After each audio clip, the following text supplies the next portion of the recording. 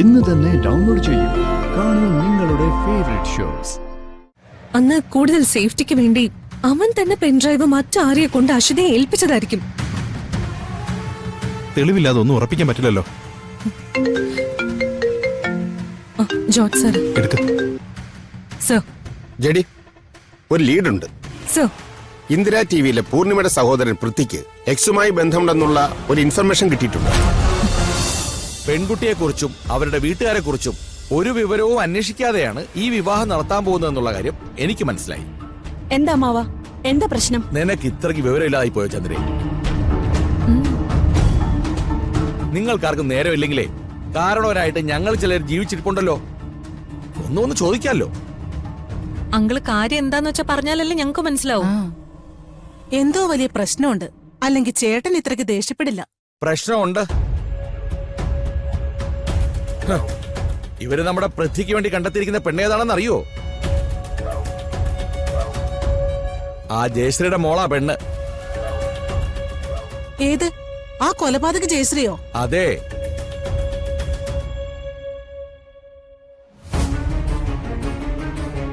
അമ്മാവ് തെറ്റിദ്ധരിച്ചിരിക്കുക. ജയശ്രീയുടെ മോളല്ല അശ്വിത. ദേവരായന്റെ രണ്ടാം വിവാഹത്തിലുള്ള മോളാണ് അശ്വിത. ഒന്നാം കെട്ടോ രണ്ടാം കെട്ടോ ആയിക്കോട്ടെ, ഏതായാലും ആ കുടുംബത്തിലെ പെണ്ണ് തന്നെയല്ലേ. അതിലെന്താ കുഴപ്പങ്ങളെ? എന്റെ പൂർണിമേ, നീ ഈ നാട്ടിലൊന്നും അല്ലേ താമസിക്കുന്നത്? ജയശ്രീയുടെ ചരിത്രം നിനക്ക് അറിയില്ലേ? പൂർണിമേ, അറിയില്ലെങ്കിൽ ഞാൻ പറഞ്ഞുതരാം. കൈക്കൂലി കേസിലെയും കൊലപാതക കേസിലെയും പ്രതിയാണ് ജയശ്രീ. അവളെ പോലുള്ള ഒരുത്തിയുടെ കുടുംബത്തിൽ നിന്ന് പെണ്ണെടുക്കുന്നതിനപ്പുറം വലിയ നാണക്കേട് വേറെ എന്തെങ്കിലും ഉണ്ടോ? ഓഹോ, ഇപ്പൊ എന്തായി? എല്ലാരും കൂടെ എന്റെ മോന് കണ്ടുപിടിച്ച ബന്ധത്തിന്റെ മഹത്വം കേട്ടില്ലേ? ആ, അപ്പൊ കേട്ടെടുത്തോളം ഈ ബന്ധം നമുക്ക് യോജിച്ച ബന്ധമല്ല. നീ ഇപ്പൊ എന്താ ചെയ്യുന്നേ? എന്ത് ചെയ്യാനാ? കല്യാണം അങ്ങ് നിർത്തിവെക്കണം. ആ, അതാണ്.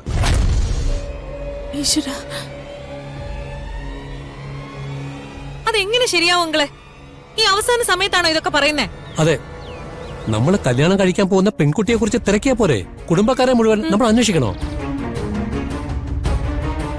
അതെന്താ മഹാദേവൻ അങ്ങനെ പറഞ്ഞത്? കുടുംബക്കാരില്ലാതെ പെൺകുട്ടി എന്താ പൊട്ടിമുളച്ചു വരുമോ? ഇല്ലല്ലോ.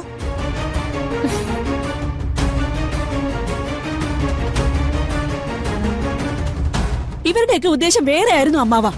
ഞാൻ ഈ കല്യാണം വേണ്ടെന്ന് കാല് പിടിച്ച് പറഞ്ഞതാ. ആര് കേൾക്കാൻ?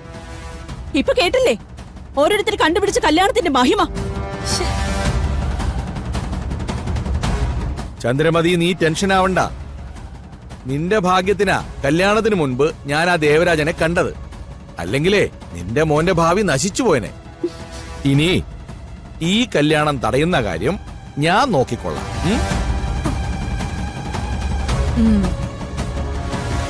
ഈശ്വര, കല്യാണം മുടങ്ങോ? ഇനിയിപ്പോ എന്ത് ചെയ്യും?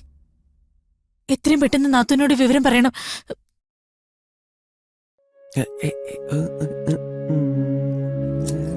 ഇപ്പൊ എന്റെ മോളെ കണ്ട രാജകുമാരിയെ പോലെ ഉണ്ടല്ലേ അഞ്ജു?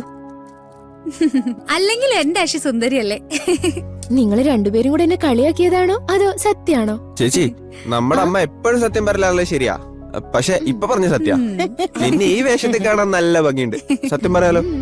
അത് പിന്നെ എന്റെ പേരക്കുട്ടിയല്ലേ, അതിന്റെ ഐശ്വര്യം കാണാതിരിക്കോ? ഓ, ഇപ്പോഴെങ്കിലും അമ്മ എന്റെ മോളെ ഒന്ന് അംഗീകരിച്ചല്ലോ. ഭാഗ്യം. അതെന്താ നീ അങ്ങനെ പറയുന്നേ? എനിക്ക് എന്റെ കൊച്ചുമക്കൾ എല്ലാവരും പ്രിയപ്പെട്ടത് തന്നെയാ. തെറ്റ് ആര് ചെയ്താലും ഞാൻ വഴക്ക് പറയും. അത് അക്ഷിതയായാലും ദുർഗയായാലും അഞ്ചു ആയാലും. എന്താ എന്താ നീ എന്തിനാ ഇങ്ങനെ ഓടി അണിച്ചു വരുന്നത്? എന്താ കാര്യം? ഒരു പ്രശ്നമുണ്ട് നാത്തൂനെ. പ്രശ്നം? എന്ത് പ്രശ്നം? വെറുതെ ടെൻഷൻ എടുപ്പിക്കാത്ത കാര്യം പറയാമേ. അത് ഈ കല്യാണം നടക്കില്ല. അയ്യോ,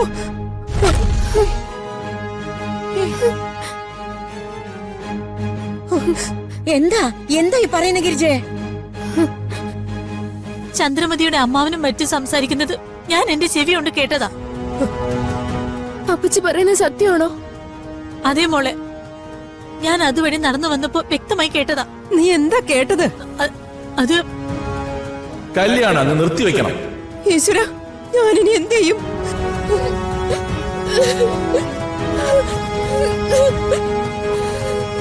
നീ ഇങ്ങനെ കരയാലോ മോളെ. നമുക്ക് എന്തെങ്കിലും പരിഹാരം ഉണ്ടാക്കാം. എന്ത് പരിഹാരം? ഈ കല്യാണം നടന്നില്ലെങ്കിൽ പിന്നെ ഞാൻ ജീവിച്ചിരിക്കില്ല. അശി നീ എന്തീ പറയുന്നേ? എല്ലാത്തിനും കാരണം ജയശ്രീയ. ചത്തുപോയിട്ട് ആ നാശത്തിന്റെ പേരിലാണ് നമ്മൾ ഈ അനുഭവിക്കുന്നത്. നിങ്ങൾ എല്ലാവരും കൂടെ ഇങ്ങനെ ബഹളം വെച്ചോണ്ടിരിക്കേണ്ടെന്ന് അവരോട് പോയി സംസാരിക്കേ. അതെ, ആ ഒരു മാർഗമുള്ളൂ ഇനി. ഓ ജയശ്രീ ചെയ്തു കൂട്ടിയതിനൊക്കെ ഞാനും എന്റെ മോളെ എന്ത് പഴിച്ചു? ഞങ്ങൾ എന്തിനെങ്കിലും ശിക്ഷിക്കുന്നേ? ഈ കല്യാണം നിങ്ങളായിട്ട് എനിക്ക് കണ്ടെത്തി തന്നതാ.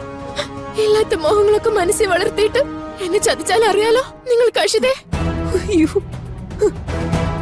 അശി നീ ഇങ്ങനെ വിഷമിക്കാതെ, അങ്ങനെയൊന്നും ഉണ്ടാവില്ല. നാത്തും വാ, നമുക്ക് പോയി അവരുടെ കാല് പിടിച്ചിട്ടാണെങ്കിലും തീരുമാനം മാറ്റിക്കാം.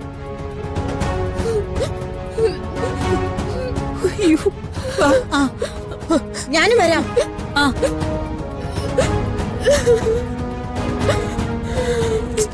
അശി അശി നീ കരയല്ല അശി.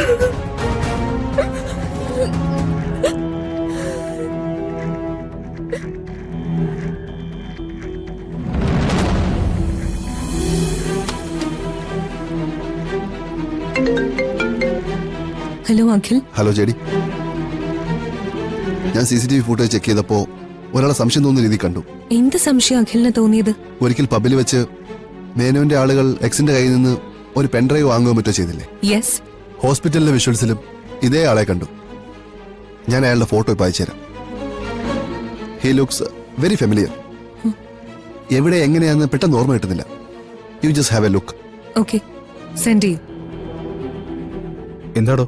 അഖില് CCTV ഫുട്ടേജ് ചെക്ക് ചെയ്തപ്പോ ഒരാളെ സംശയം തോന്നി നോട്ട് ചെയ്തോന്ന്.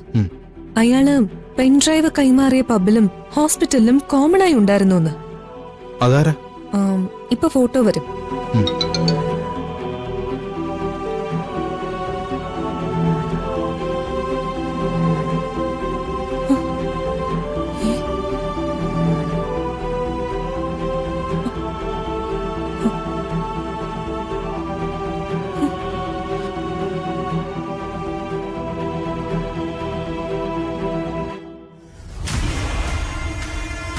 പബ്ബിലെന്ന് അഷിതയും പൃഥ്വി ഉണ്ടായിരുന്നതാ. പക്ഷേ ഹോസ്പിറ്റലിൽ പൃഥ്വി എങ്ങനെ വന്നു? കോയിൻസിഡൻസ് ആയിരിക്കുമോ? അല്ല, അന്ന് അഷിതയല്ലേ പെൻഡ്രൈവ് കൊടുത്തത്. അപ്പോഴേ എനിക്ക് പൃഥ്വിയെ സംശയം ഉണ്ടായിരുന്നു. അന്ന് കൂടുതൽ സേഫ്റ്റിക്ക് വേണ്ടി അവൻ തന്നെ പെൻഡ്രൈവ് മറ്റാരെയെ കൊണ്ട് അഷിതയെ ഏൽപ്പിച്ചതായിരിക്കും. തെളിവില്ലാതെ ഒന്നും ഉറപ്പിക്കാൻ പറ്റില്ലല്ലോ. George sir. എടുക്ക. സർ. ജെഡി, ഒരു ലീഡുണ്ട്. സർ. ഇന്ദിര TVയിലെ പൂർണിമയുടെ സഹോദരൻ പൃഥ്വിക്ക് എക്സുമായി ബന്ധമുണ്ടെന്നുള്ള ഒരു ഇൻഫർമേഷൻ കിട്ടിയിട്ടുണ്ട്. It's confirm sir. ഞങ്ങളൊരു സംശയത്തിൽ നിൽക്കുമായിരുന്നു. അപ്പോഴാ സാറിന്റെ കോള് വന്നത്. ഓക്കെ, അയാളെ നിരീക്ഷിക്കണം. He is the way to X and Menon. Don't miss it. Okay sir. Okay. Kiran, പൃഥ്വിക്ക് എക്സുമായിട്ട് ബന്ധമുണ്ട്. ജോൺ സാർ അത് കൺഫേം ചെയ്തു. ഓക്കെ ദുർഗ, അഷിതയുടെ ലൈഫ് ഈ കല്യാണം ഉടനെ നിർത്തിവെക്കണം. അഷിതയെ രക്ഷിക്കണം. ഞാൻ പറഞ്ഞാൽ ആരും വിശ്വസിക്കില്ല കിരൺ. പക്ഷേ ഇനി അത് നോക്കിയിട്ട് കാര്യമില്ല. എങ്ങനെയെങ്കിലും ഈ കല്യാണം മുടക്കേ പറ്റൂ. കിരൺ വന്നേ, വാ.